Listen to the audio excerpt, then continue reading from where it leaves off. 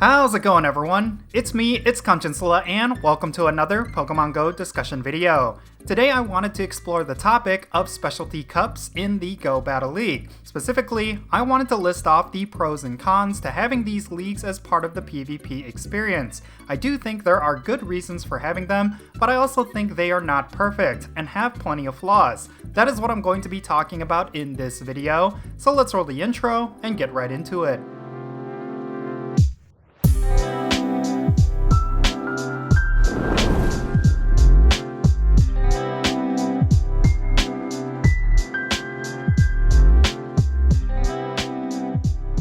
Okay, let's talk about specialty cups. So at the time that I'm recording this video, the Evolution Cup is part of the Go Battle League rotation. I've personally been enjoying it, as I happen to have a bunch of the Pokemon that are meta in that cup. I feel like it's been a great way for me to continue grinding my ranks, as I don't have a solid Open Master League team right now.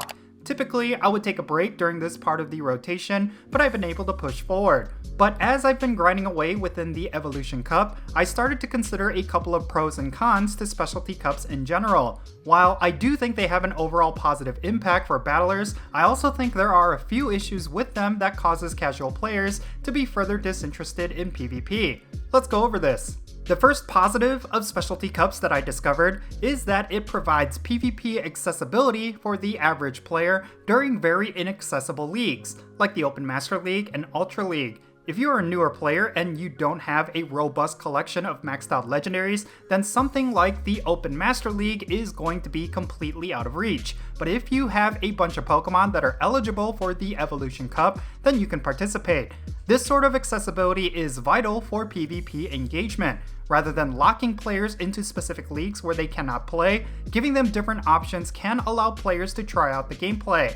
For the current Evolution Cup in particular, I'm a big fan of how it doesn't require super rare Pokemon in order to be competitive. You can get massive success by using Pokemon like Zweilous, Celio, and Marshtomp, which are all Pokemon that had a community day this year. So yeah, overall, this is a huge benefit to having specialty cups as they bring a lot of accessibility to the general player base. This also leads to what I believe is another pro to these specialty cups, and that is how much they spice up the gameplay. One of the issues with the Go Battle League as a whole is just how much the battles can feel redundant. Even in the Great League, the meta seldom strays away from the typical Pokemon you commonly see. Having the occasional specialty cup can change things up, causing players to rethink their strategies and investing their resources into different Pokemon. For example, plenty of Pokemon that are meta in the Great League aren't even eligible for the Evolution Cup. Thus, you will need to use Pokemon that you typically won't use in the Go Battle League. Overall, this adds a level of diversity that keeps the Go Battle League engaging and interesting. If you're struggling in the Great League because of a lack of certain Pokemon, you can still stay competitive by dominating a specialty cup. If you can adapt and utilize different teams and strategies, you can hit legend rank by grinding out different cups outside of the basic leagues. This is the third pro with specialty cups in that they promote different strategies players can try. I think one of the fundamentals of the Go Battle League that often doesn't get tested is the strategy and planning aspect of it. Sure, you can differentiate yourself from the average battler by developing a good sense of strategy, but simply using a meta team without any strategy can get you pretty far. Specialty Cups kind of throws that on its head. Sure, you can use a meta specialty cup team in the same manner I just mentioned, but there is a much higher strategy ceiling by constantly changing up what Pokemon is and is not eligible. In terms of the current Evolution Cup, utilizing your charge attacks correctly and knowing when to use your shields may be the determining factor for how many times you win.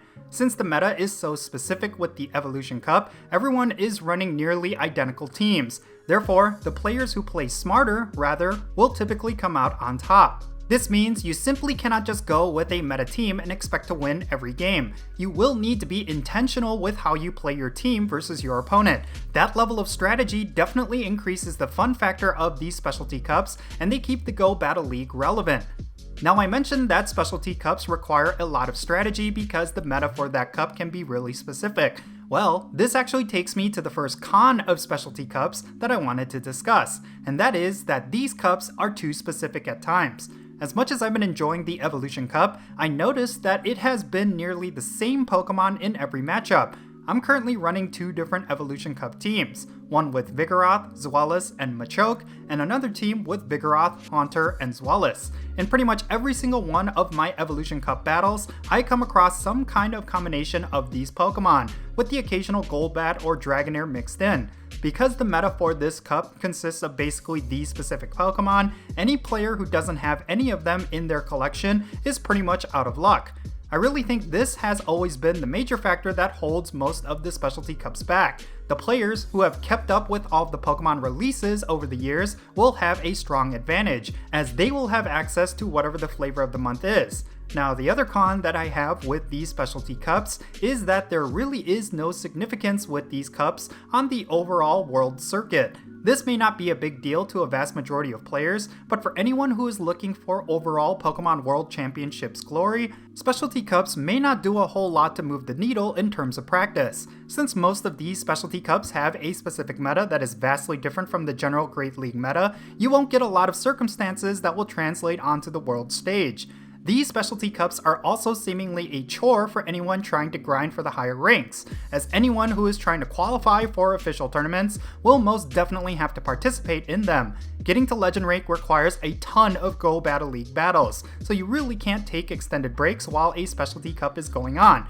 Thus, it ends up being something high-ranking players feel required to do rather than choosing to do. This means these players will need to spend more Stardust, farm up more Pokemon that they won't use outside of these cups, and in general, be more prepared than they might feel they need to be. Still, I think this con is not as big of a deal. In terms of the increased resources that a player needs to spend, it can be seen as the means that separates the good players from the best. I suppose it can be disregarded as just part of the grind, and I can understand that. I also think this particular con gets kind of negated with one of the pros I mentioned earlier. If a player is serious about getting the higher ranks, then these specialty cups can help refine their strategy and decision-making skills.